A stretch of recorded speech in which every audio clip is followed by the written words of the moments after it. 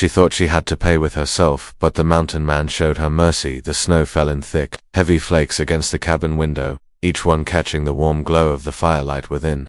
Sarah pressed her face closer to the frost glass, watching the endless white dance outside. 3 days now since the storm had begun, and still it showed no sign of stopping.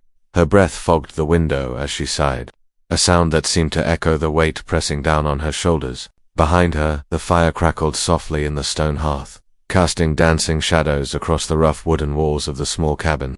It was warm here, warmer than she had been in weeks, but the warmth could not chase away the cold fear that had settled deep in her chest. Sarah pulled the thick woolen blanket tighter around her shoulders and turned away from the window. The cabin was simple but well built, with hand-hewn log walls and sturdy furniture that spoke of careful craftsmanship.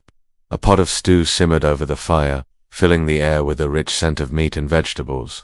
Her stomach growled softly, reminding her that she had eaten little in the past few days. But this was not her home. This warmth, this food, this shelter from the storm, none of it belonged to her. And soon, very soon, she would have to pay for it. The thought made her hands tremble as she clutched the blanket closer. She had known this moment would come when she had stumbled through the blizzard 3 nights ago, half frozen and desperate. She had known what men like him expected from women like her, women with nothing to offer but themselves. The heavy wooden door creaked open, letting in a swirl of snow and bitter cold air. Sarah's heart jumped as the mountain man stepped inside, his broad shoulders filling the doorway. Thomas was his name, though she had learned it only yesterday when he had quietly introduced himself. He was a large man, tall and solid, with long dark hair that fell past his shoulders and a thick beard that covered much of his weathered face. He stamped the snow from his boots and closed the door firmly behind him, shutting out the howling wind. In his arms he carried an armload of split wood, which he stacked carefully beside the fireplace. His movements were deliberate and unhurried, like everything else about him. "Storm's getting worse," he said quietly, his deep voice filling the small space. He brushed the snow from his heavy coat before hanging it on a wooden peg near the door. "Won't be letting up any time soon." Sarah nodded, not trusting her voice. She watched him move around the cabin with an easy familiarity, checking the fire, stirring the pot of stew, adding more wood to keep the flames burning bright. He moved like a man completely at home in this wild place, untroubled by the fierce storm raging outside. But she was troubled, more than troubled. She was terrified. Thomas ladled stew into 2 wooden bowls and handed one to her. His fingers brushed hers as she took it, and she flinched slightly at the contact. If he noticed, he gave no sign. He simply settled himself in the chair across from her and began to eat in silence. The stew was delicious, rich and warming, but Sarah could barely taste it. Her mind was spinning with thoughts of what would come next, when the storm ended, when she would have to leave or pay her debt in the way she knew he expected. She had heard the stories in town, stories about men like Thomas who lived alone in the mountains, far from civilization and the rules that governed decent society. Men who took what they wanted from women who had nowhere else to turn. She was young and desperate, with no money, and no family to protect her. She knew what that made her in his eyes. The silence stretched between them, broken only by the crackling of the fire and the howling wind outside. Thomas ate slowly, occasionally glancing at her with those dark, unreadable eyes. Sarah tried to eat, but each bite felt like swallowing stones. Finally, she could bear it no longer. "I know what you expect," she said quietly, her voice barely above a whisper. Thomas looked up from his bowl, his dark eyebrows drawing together slightly. "What's that?" Sarah's cheeks burned, but she forced herself to continue. "Payment. For the food, the shelter. I know what kind of payment men like you expect from women like me." For a long moment, Thomas simply stared at her. The firelight flickered across his bearded face, making his expression difficult to read. Then, slowly, he set down his spoon and leaned back in his chair. "And what kind of man do you think I am?" he asked, his voice calm but somehow different, quieter, more careful. Sarah's hands shook as she set down her own bowl. "A man who lives alone in the mountains. A man who doesn't get much company. A man who knows that a woman in my position doesn't have any other way to pay her debts." Thomas was quiet for a long time, so long that Sarah began to wonder if she had said something terribly wrong. The fire popped and hissed, sending up a shower of sparks that briefly illuminated his face. When he finally spoke, his voice was gentler than she had ever heard it. "What's your story, Sarah?" he asked. "How did you end up wandering in a blizzard with nowhere to go?" The question caught her off guard. She had expected anger or perhaps impatience for her to get on with things. She had not expected kindness. Double quotes, she began, then stopped. The words felt too heavy, too painful to speak aloud. Take your time, Thomas said quietly.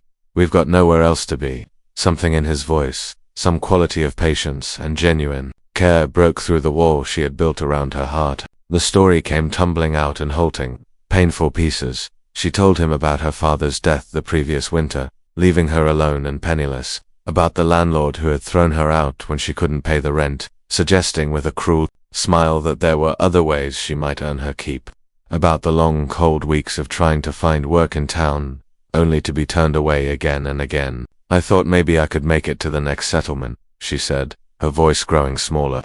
But the storm came up so fast, and I got lost. If you hadn't found me, you would have died, Thomas finished quietly. Sarah nodded, unable to speak. Past the tightness in her throat, Thomas stood up slowly and walked to the window, looking out at the swirling snow. His hands were clasped behind his back, and Sarah could see the tension in his shoulders. I've been living up here for 7 years, he said finally. Came up after my wife died. Couldn't bear to be around people anymore, all their pity and their empty words. He turned back to face her, and in the firelight she could see the sadness in his eyes. I built this place to be alone, to live quietly and bother no one. Sarah waited, sensing there was more. In all that time, Thomas continued, you're the first person who's needed help that I could actually give. The first person I could actually give. Save. He moved back to his chair and sat down, leaning forward with his elbows on his knees. You think I'm going to hurt you for that privilege? I don't understand, Sarah whispered.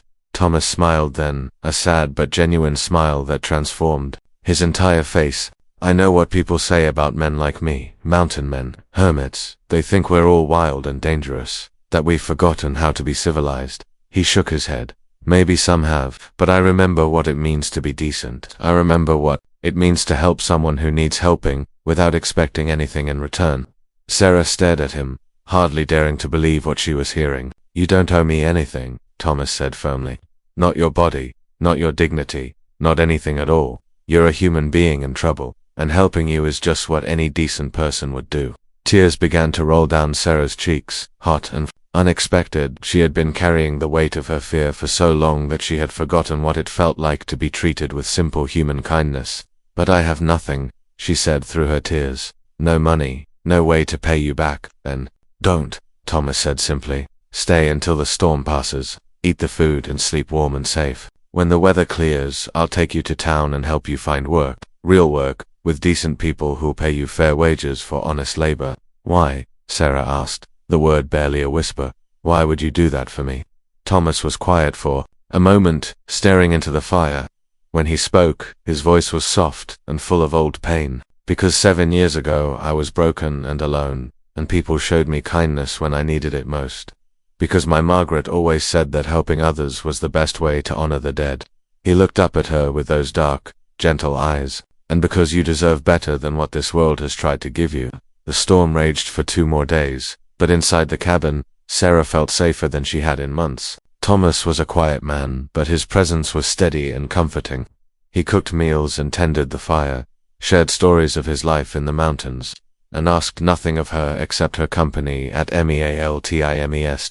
On the second morning, he began teaching her small skills: how to bank a fire properly, how to tell when the stew was perfectly seasoned, how to read the signs in the sky that told of weather changes to come. Simple things, but they made her feel useful and capable in ways she had almost forgotten. Why are you teaching me these things? She asked, as he showed her how to split kindling safely and efficiently. Because knowing how to take care of yourself is the most valuable thing anyone can have, he replied, and because I have a feeling you're stronger than you think you are. On the third day, the storm finally began to break. The wind died down, and the snow changed from the heavy, driving flakes to lighter, more gentle ones. Thomas stood at the window, studying the sky with an experienced eye. It'll clear by tomorrow, he said. Day after that, the roads should be passable. Sarah felt a flutter of anxiety. The outside world seemed so harsh and uncertain compared to the safety of the cabin, but Thomas seemed to sense her worry. I meant what I said, he told her. About helping you find work. I know people in town, good people who could use someone willing to work hard. You won't be alone in this. That evening, as they sat by the fire sharing their last meal before the journey to town, Sarah finally found the courage to ask the question that had been weighing on her heart. What was she like? Your Margaret. Thomas smiled, the same sad, but genuine smile she had seen before. She was kind, he said simply. The kindest person I ever knew. She believed that everyone deserved compassion, no matter what their circumstances. She would have liked you, I think. I wish I could have met her, Sarah said softly. She's here, Thomas said, touching his chest over his heart. She's always here, reminding me to be the man she believed I could be. The next morning dawned clear and bright. The storm finally spent. The world outside was transformed into a wonderland of pristine white snow that sparkled like diamonds in the sunlight. Thomas prepared his horse and a small sleigh, loading it with supplies for the journey to town. As Sarah gathered her few possessions, she realized that something fundamental had changed in her during her time at the cabin. The fear that had defined her for so long was still there, but it was no longer the overwhelming force it had been. In its place was something new, hope, and a quiet confidence that she could face whatever came next. Thomas helped her into the sleigh and wrapped thick furs around her to keep her warm during the journey. As they began to move down the mountain, Sarah turned back for one last look at the cabin. It sat peacefully among the snow-laden trees, smoke rising from its chimney into the clear blue sky. "Thank you," she said quietly. Thomas glanced at her, then back at the path ahead. "For what?" "For showing me that there are still good people in the world, for proving that kindness exists, even in the most unexpected places. Everyone deserves kindness." "Sarah," he replied, "remember that when you're building your new life. Pass it on when you can." The journey to town took most of the day, but it passed quickly as Thomas shared stories of the mountain and pointed out landmarks along the way.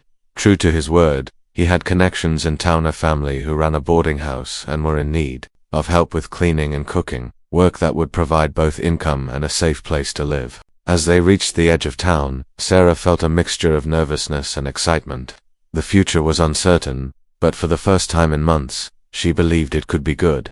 Thomas stopped the sleigh in front of the boarding house, a neat, well-kept building with warm light glowing in its windows. Before she climbed down, Sarah turned to him one more time.